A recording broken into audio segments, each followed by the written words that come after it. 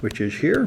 Okay, so secure operating system and software architecture. What you just saw was basically the A+ review, and this is going to be more of this. So the kernel is the heart of the OS, runs in ring 0, and there are two types of kernel, monolithic and microkernel. The monolithic kernel is compiled into one executable. Everything has to be pre-compiled in, and apparently Unix and Linux use this. I'm somewhat skeptical about this. I think now they have loadable kernel modules. I think Slack still uses this. Anyway, the microkernel is what Windows uses. Or they say it's a hybrid system closer to a monolithic kernel. But anyway, this is modular, and you have loadable kernel modules that add information in the kernel. I know you can add drivers to the kernel in Windows, so it's a sort of hybrid plan. Anyway, this is considered slower but more secure than a monolithic kernel. The reference monitor we mentioned before, this is necessary to meet the to meet high levels of security according to the military's Orange Book. You have to have a reference monitor that keeps track of all the objects that are restricted and all the subjects that are trying to access those objects and enforces the security policy. You can't bypass it, and secure systems can evaluate the security of the reference monitor.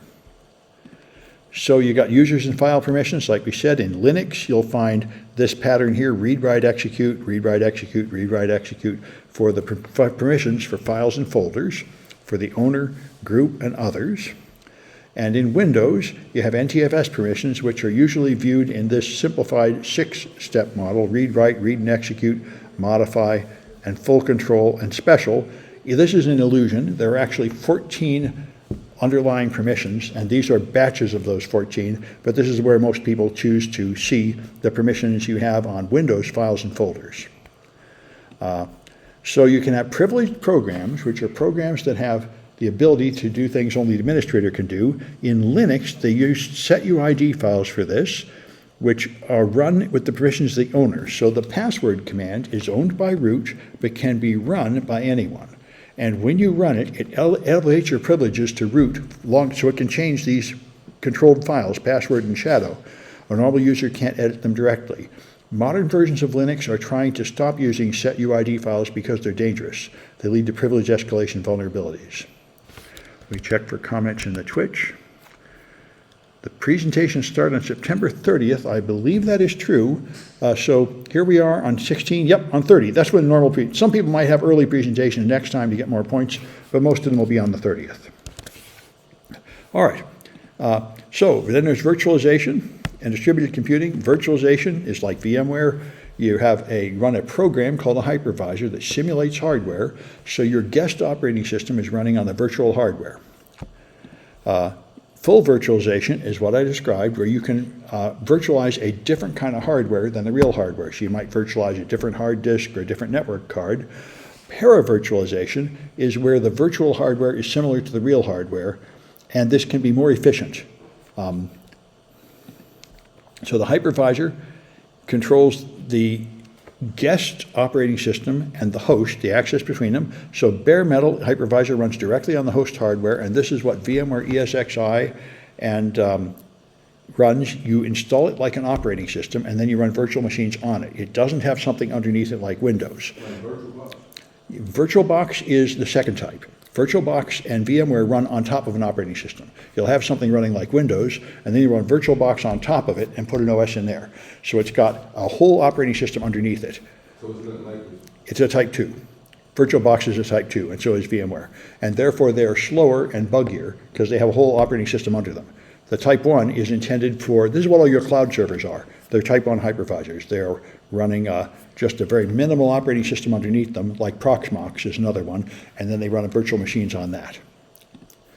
So the point of virtualization is you have lower hardware costs. You can simulate the same hardware everywhere without having to go find all that hardware to buy it. You can make snapshots. You can use clusters of guests, which is much easier to spin up more copies of the machine to handle more load. And you can run your hardware so it's closer to running at its full use. Before virtualization, most people found servers were only running about 20% of their utilization.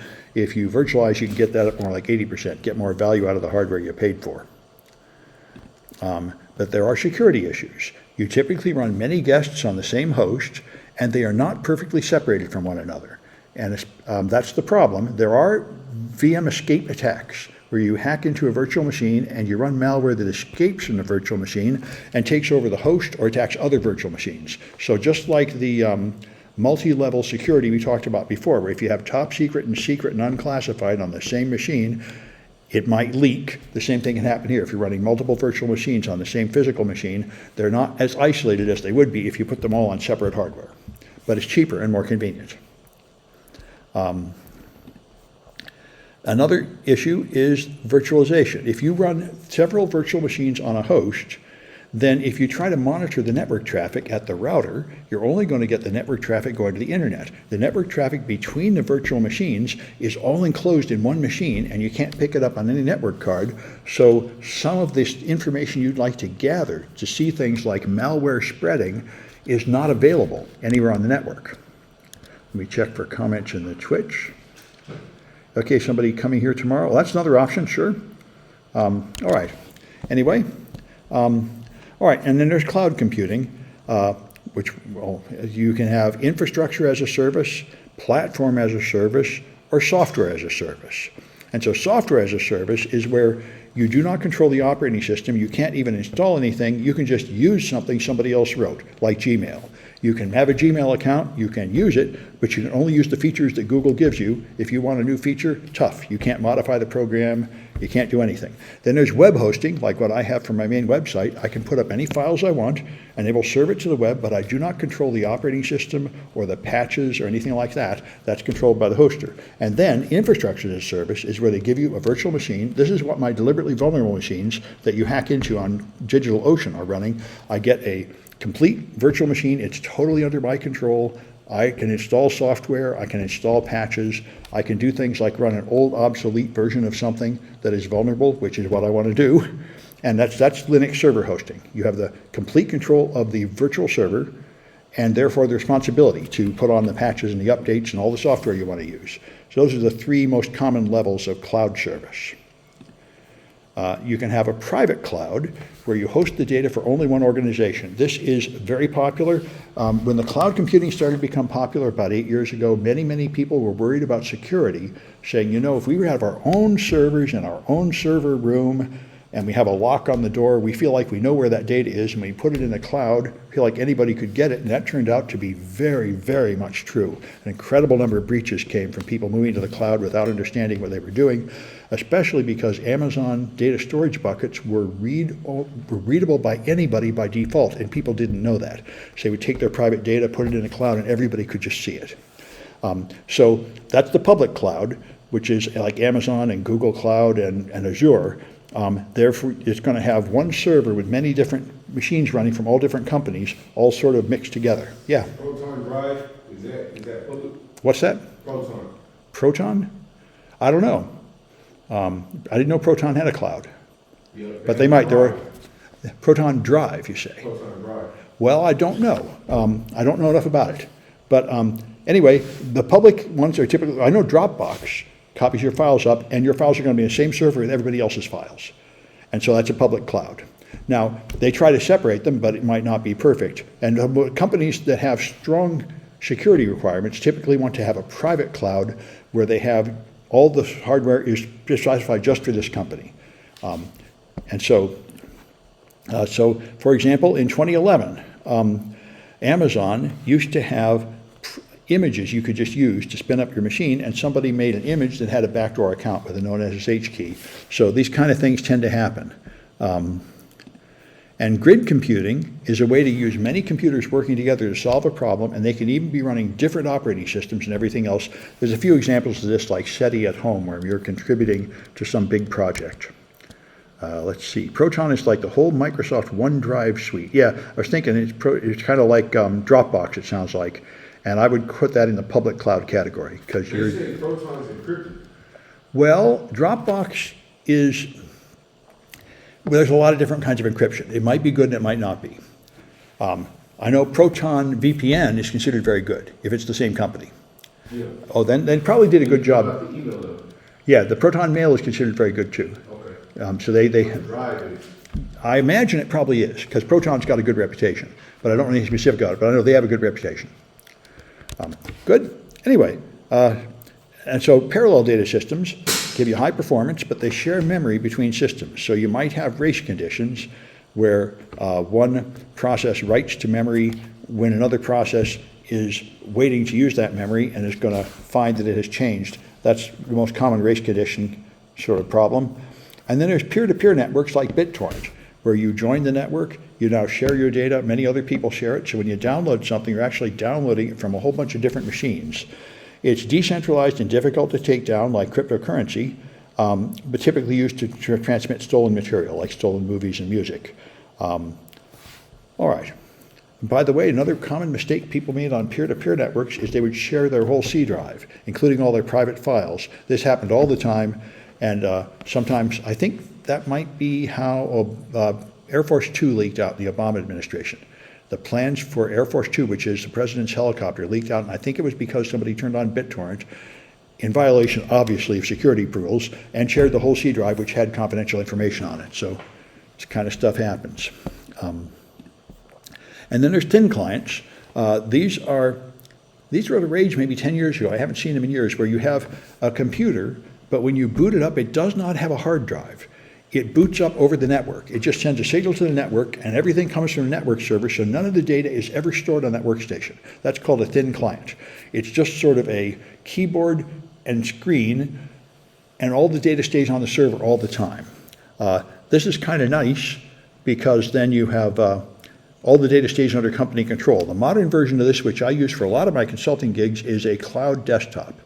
I open a client on my machine, and then I view a virtual machine running in Azure, and I do my work there. And none of that data is ever stored on my local machine. All right.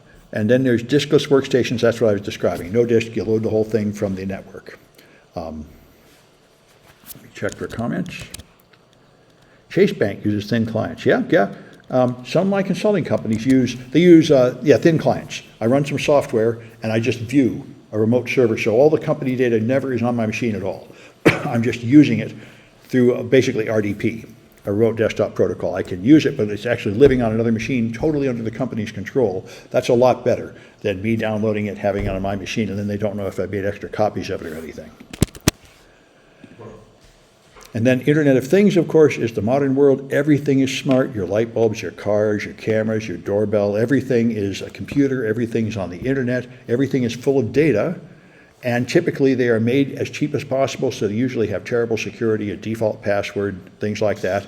And so these things create a problem on the internet as people keep hacking them and making things like the Mirai botnet, which is just taking over millions of cameras and then using them to attack other systems. Yeah, so this is the modern world, and nothing's going to change it because we already have deployed all these weak devices everywhere. So it's a thing to be aware of. Let's try another Kahoot. The last Kahoot for today is 3D, which is here.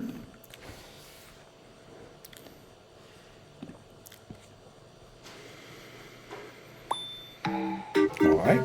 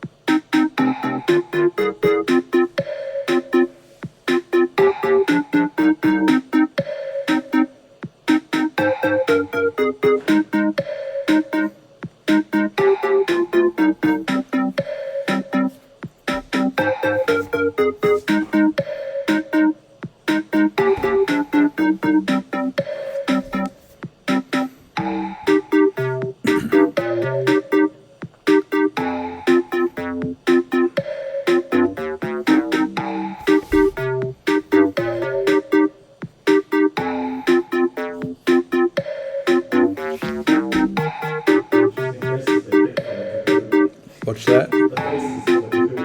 I know, they added the faces. They're pretty good, yeah. Yeah, they put a lot of work into Kahoot making it fun. You have to pay. I'm paying now. They finally limited it where you only have like 10 people if you don't pay.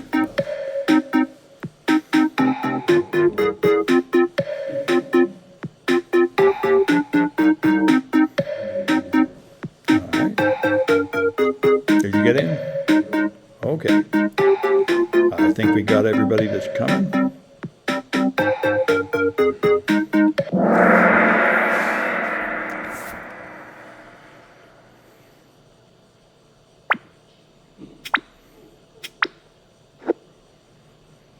All right, so if you want TC Sec Level A, what do you need?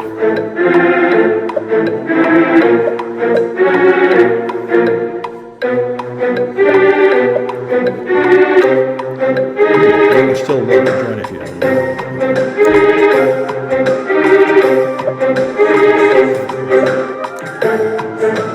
You may have a weak network,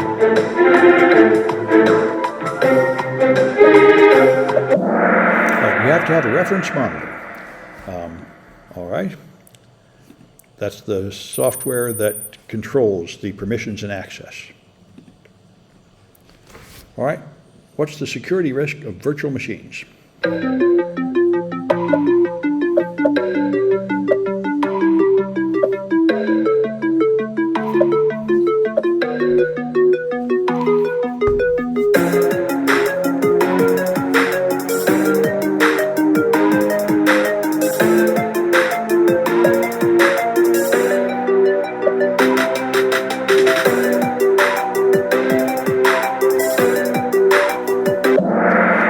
VM escape, malware that escapes the virtual machine and attacks the host.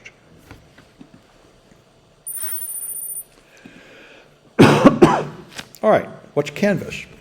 Wherever you take our quizzes.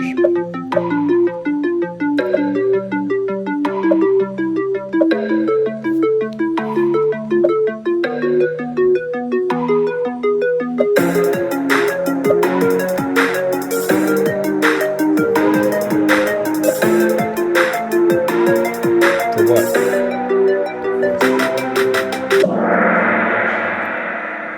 I suppose it might. Anyway, that's software as a service. You can just use the features that the developer put in it. You can't add any new features. All right.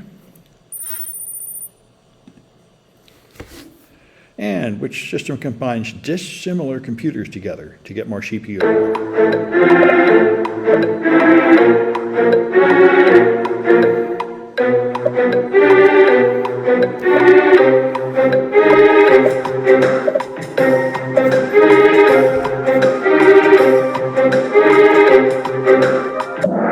That's a good computer. All right.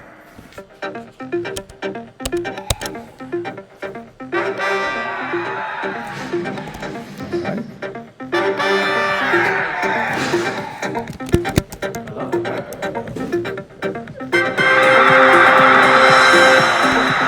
All right.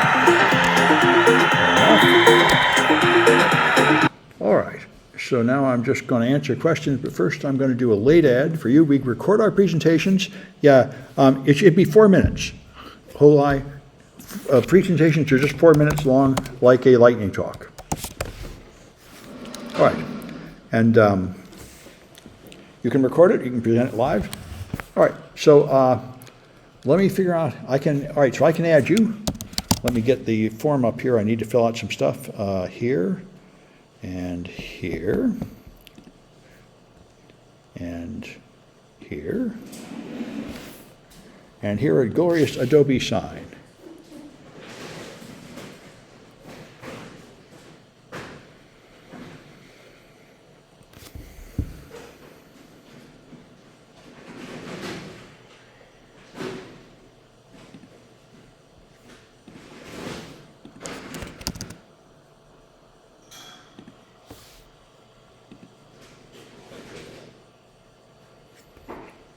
All right, so I need your email address. E.Akins at mail. E Nathan? E.Akins, A-I-K-E-N-S, A-I-T, A-I-K, A-I-K. Okay, let me make it big. E-A-I-K, E-N-S, Like- at mil. Yeah, mail.ccsf, okay, good, that's good. Good, and now my department chair is Richard Taha, and the dean is David Yee, and this is David Yee. Okay, so that's the start. Okay, now, I submitted an ad for CNIT 123. yeah, well, that class is full, there's no way to get in there. But this one you can get in. I'm already in this one. You're already in it? Okay, maybe you already got approved before. I wanted to get into 123, that one lines up with my major. Yeah, 123 is full, and you can't get in there. You can get in this one if you want, though. All right, what's your last name? Akins. Oh, Do right, you have another class that I can get into? yes. I'm trying to get full-time right now. If you take a look at my page, you'll see a few of them. 129S, you can get in that one. You can get in 121. What about hacking? Those are both full. Okay, You can't get any more to either of those. Okay, I do 121. You want to do that one instead of this one? No, In addition to this one? yeah. Okay? So one, Whatever I can do that doesn't, Monday, I can't do Monday and Wednesday, from 9 AM to 12. yeah, these are all evening. And besides Be you, full student, right? That's what you're trying to do? Get enough Yeah. classes to be a all right, full so, student? I'm trying to get back full student, yeah. okay, let me get the one. How many units are you missing? Okay, let's see. And your first name? I have 8. Eric, right? Yeah, Eric, Okay, good. And your student ID? 4. 4 W829, W829 no, A, as in Apple. 2906 06, 430. 06430. Like that? Yep. Okay, good. And then the other class for Thursday? Well, just a minute, one thing at a time here. This is the 125 class. Okay. I can probably use that. All right. I'm already in this one. You're already in 125? Yeah, Oh, all right, so the only thing you need to add is 121 then? yeah. Okay, all right, let me go here. 121 is here. All right. All right, and that is this one.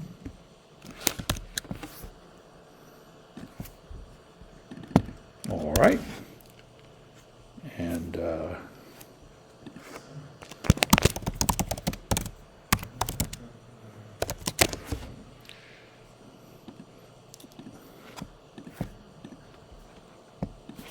okay, so what'll happen is this will send you an email, and you have to sign it, and then it'll send to people around here, and they have to sign it. All right, thank you. And then, sure, right, good. And let There's me enough units now, or you're still missing? start up the How Zoom. many credits is that class? 3, So I'm at 9, I need 3 more. yeah, Well, there's a Windows teacher, he's teaching Windows 11, even though it says Windows, did you take Windows 10? No. They're in top teachers tomorrow night, yeah. Cloud 218. You want to try that? Who is that? Who's teaching And, that? Darian Taha, our department chair. It's not the sun. Oh, the Sun, that's right, Yes. that's right. Yeah, that's true, that's another option. And let me put this But what's the stuff here. deadline for late ads? Yeah, I know that they might be nice to make it private, but I think we have to get it done on time, so I'm not recording it anyway, but yeah. All right, I haven't heard back yet, yes.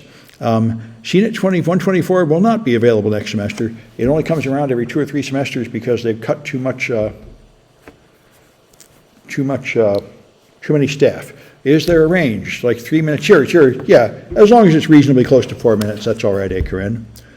Is there a rubric? No, in fact, it's always been just sort of pass or fail. I haven't actually scored it in any more detail than that. All right. Yep, and I agree with you, Leila. It's a little bit unprofessional to do it on a public screen, but I really don't have any other option to get things done here. So, yeah, I could stop streaming, I suppose, while doing that. That would be a little better. Anyway, so I got the Zoom up in case anybody needs that. Oh, and I forgot to mention, I think I did mention, there's a special event tomorrow night. You can get extra credit by attending. Vinny, I see you here in Zoom. What can I do for you? You looks like you have no audio, however. You can use the chat, however, either in Zoom or in Twitch.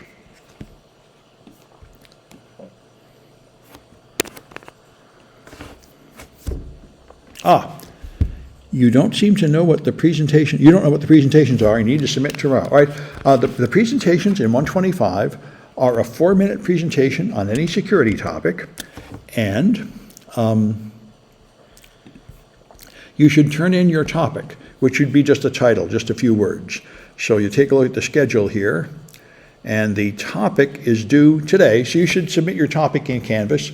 And that's fine, you don't need your mic, as long as you can hear me, that's all right. So just turning your topic would be just a few words, so we know you're thinking about it. And then you have 2 weeks to get it ready, and then you give a 4-minute presentation on your topic. You can pre-record it as a YouTube video, or you can do it live. And that's it. You just have to explain something related to security. We've had all kinds of different things. All right, and I see Tessa. What's up with you, Tessa? Okay, good. Hi. I just want to let you know that I had talked to Lexi today, or emailed, and she said that she's comfortable if we wanted to record tomorrow's talk. Oh, good. I'm glad to hear it. Okay, I'll do that then. Good. Thank you for telling me. So I won't be there because, you know, I'm still recovering from my accident. Sure, you can tune in on Twitch. I'll definitely introduce via, I guess, Zoom instead of Twitch, right? Because I don't really have a Twitch account. Yeah, come in over Zoom, then you can use voice. That's good. Okay. Yeah, sorry. Like, my hand's still, like, it's not good. Yeah, no, that's fine. Okay. The other thing I wanted to ask you is that I'm kind of like, I want to find out what's going on with my DNS server. Yeah. So there's 2 MAC address on it, and I didn't want to kill both of them, so I wanted to like get a little bit of help trying to understand what's happening. 2 IP addresses, perhaps. Can't be 2 MAC addresses. No, there's an IP address that is static, but then there's also 2 MAC address on my emulator, and so why don't you share I'm not your screen? getting the result that I want. Okay, Yeah, sure. Share your screen. Let me see what you got. This sounds a little screwy. Okay. Well, yeah, it's screwy, and it's probably something I set up, so. No, maybe you have 2 not. names. Let's see, I was gonna try to pull out your instruction too, but I guess it doesn't matter because you're here. Yeah, let me see All what right, you're let's doing. share screen. Yeah. Okay, good. Here comes something. Okay. So you've Okay, got a here's Windows this. server, okay, and is it in the cloud, a local machine? Okay, good. So where are these It's an MAC emulator. addresses? That's fine. Okay, so I was just going through the. Oh, this is stuff the one that that's you gave emulating, us. so it runs really slow, right? It's really Yeah, slow, yeah. and like I said, there was 2 MAC address on the DNS, and I didn't want to like screw it up, but I did go through your exercises, and I was able to get the answer because. Okay, good. You know, the TXT for your stuff is just easy, but for some reason, like, let's say if I was going to do the NS lookup for, Yep. let's pull it out actually. Yeah, So I let's think see. that's the easiest way. Sorry, just bear with like how slow it is, but it does work. Yep, it works as long as you're patient, yeah. Oh man, and then you can't press too many times. You just have to like pause and wait. Yeah, why don't you do ipconfig/all? That'll show us what your DNS servers are. Yeah, okay. All right, so your DNS server is 127.0.0.1. That's what you should be. So now if you like dig yahoo.com or something.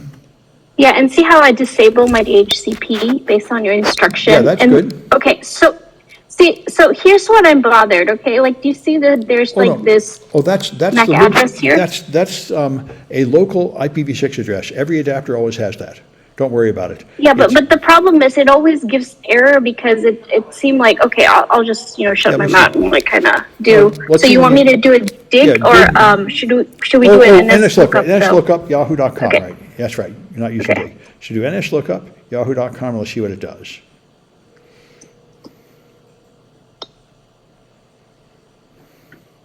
It works. So you're fine. Yeah, this one works, but Mm-hmm. I think that when I was asking it, like I didn't get the same result, and I think I don't know if it's because I restarted and it fixed the problem. Let's see, it's kind of weird if that's the case, because when I was looking at the DHCP server, like the information on the server itself, the DNS server, I saw like 2 addresses on it. All right, let's see. Let's see, is that the, no, it's not. Do you call it by just DNS? Just DNS, yeah. There it is. Yeah, okay, there it is, okay. One of Microsoft's oldest components. I don't think they've updated this thing Vulnerability? since, I don't think they've updated this thing since 1990, and you can tell.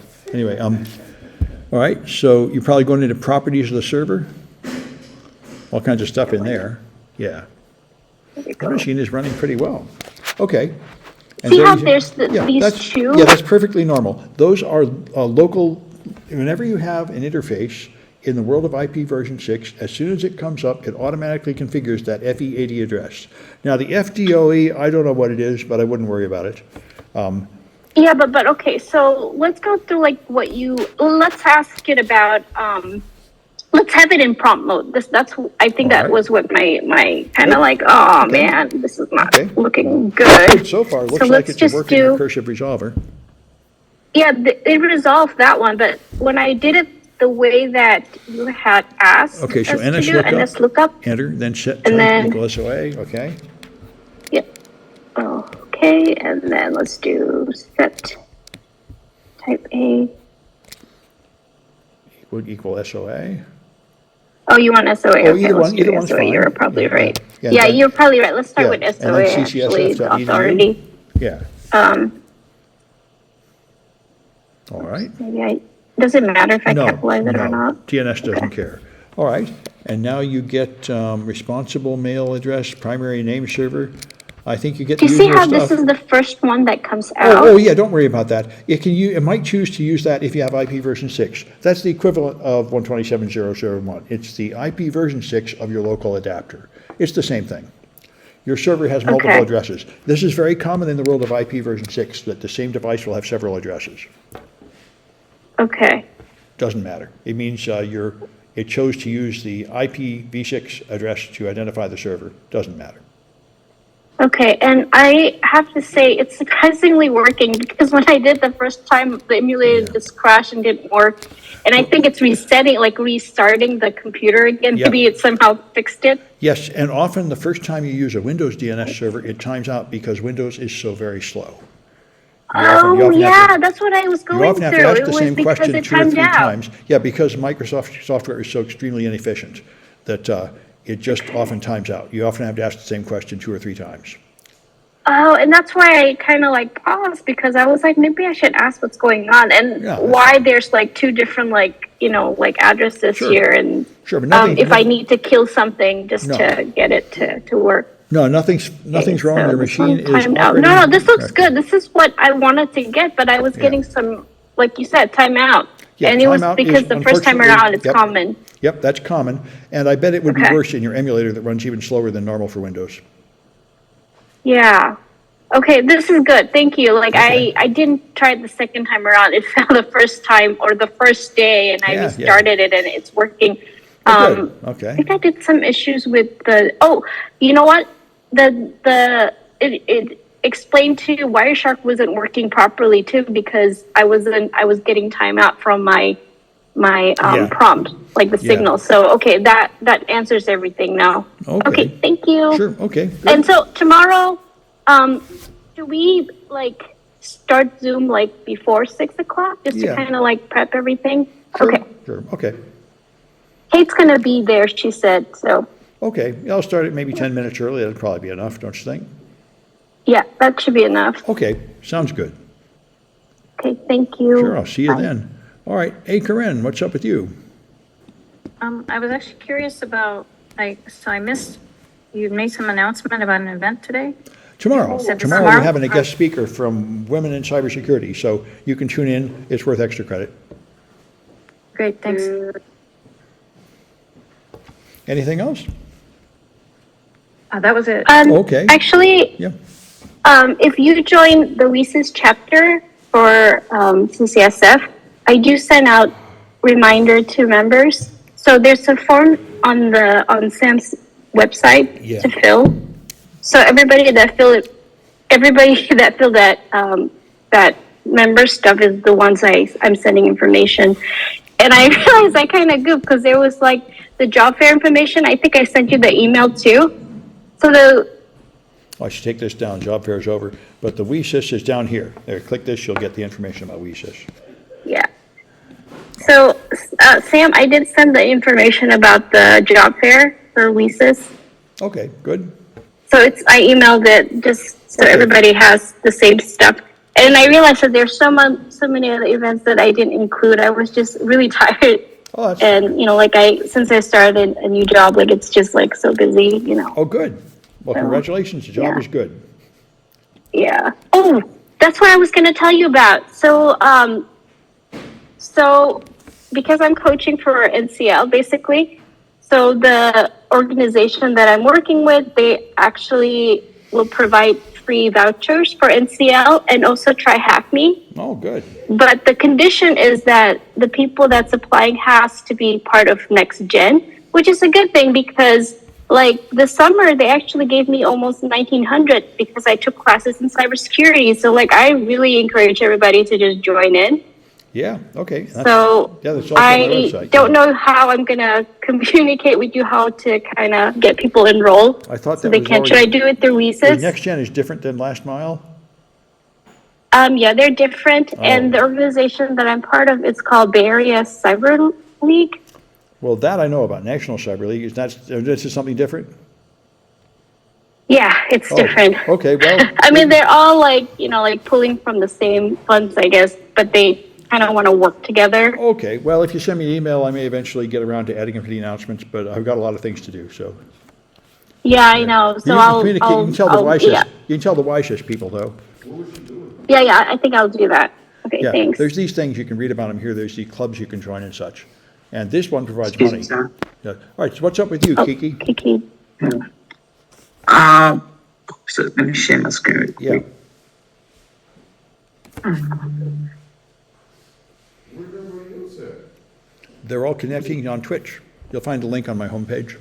All right, so, it looks like you're in an Azure cloud machine, all right? Yes, so I'm trying to install the Oh. Autopsy. Okay, fair enough. So, yep, if you click that first link, that'll show you how to install Autopsy. And there's just a thing to download. You went past it, go to the download, right there. Yeah, download that thing, good. And then that's what you want, the Windows version. There it comes, good. And everything's nice and fast because you're on Microsoft's cloud. So that's why cloud machines are great. Yeah. They don't depend on your hardware.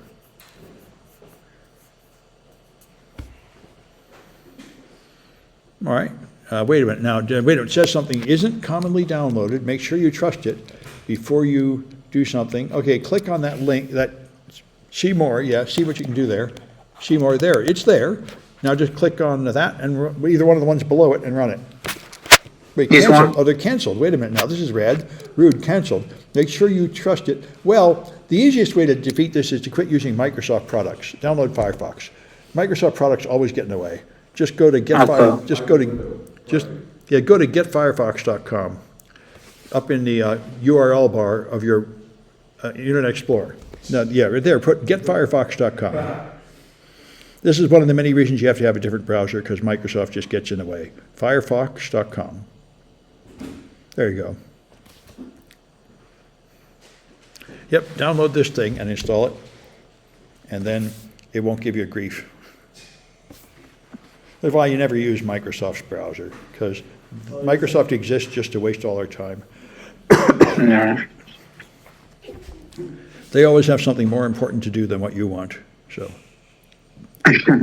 Well, it's intended to be at work, where your boss is limiting everything you do. It's not really intended for a home user. Yeah, I tried it. It gave me the same issue.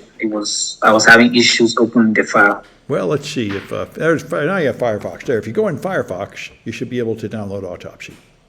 You like Mac? Yeah, I started with Mac. yeah. And I was like, Well, I taught Windows desktop support for years until Windows 8 came out, and then I just bought a Mac. I should have had it with this garbage. I want Windows on all my Macs with boot camp assistant. Yeah, you can do that. I only run it as a target. All right, so now I would not import anything. Yeah, make it easy. Anyway, yeah. Yeah, skip over the the garbage. They're imitating Windows, wasting your time. There. Now you can go to samsclass.info and get the project. There you go.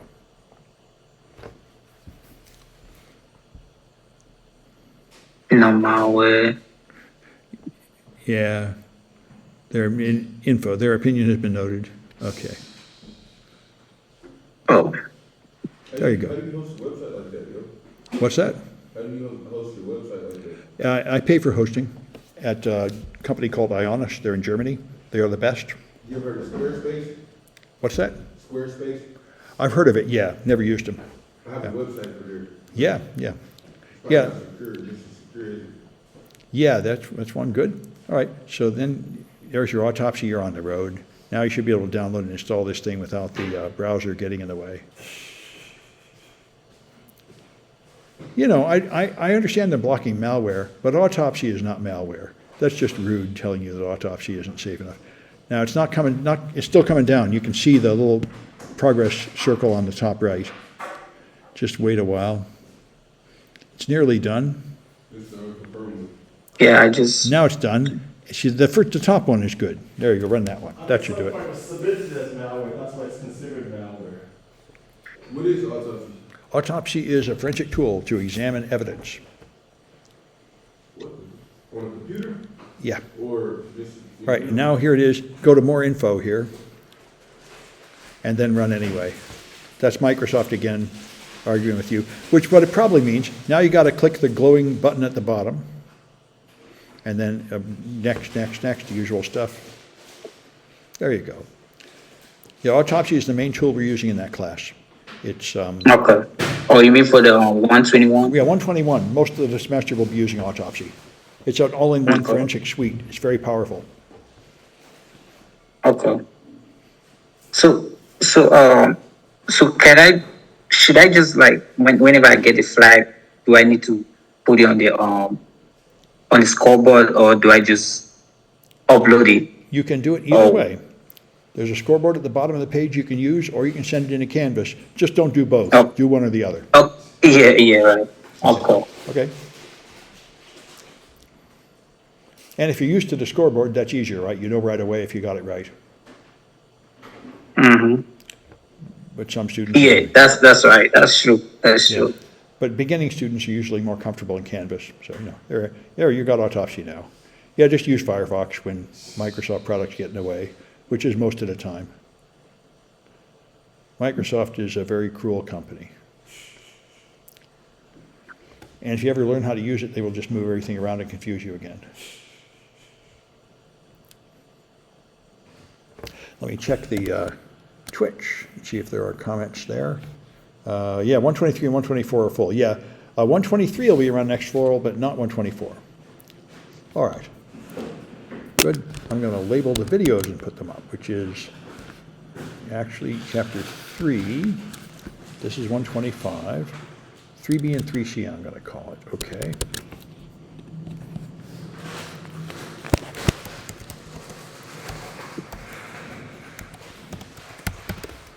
Okay.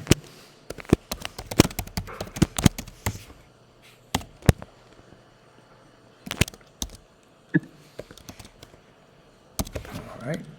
Now I need the latest version of 125.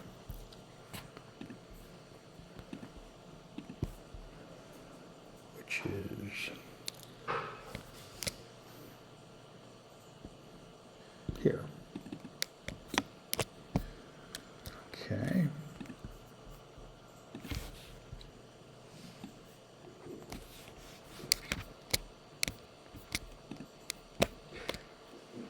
Okay, it is up to date. Okay, so I can use this.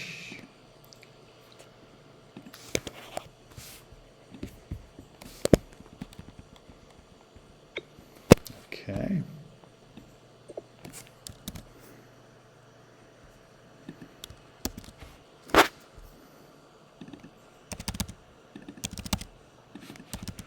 Okay.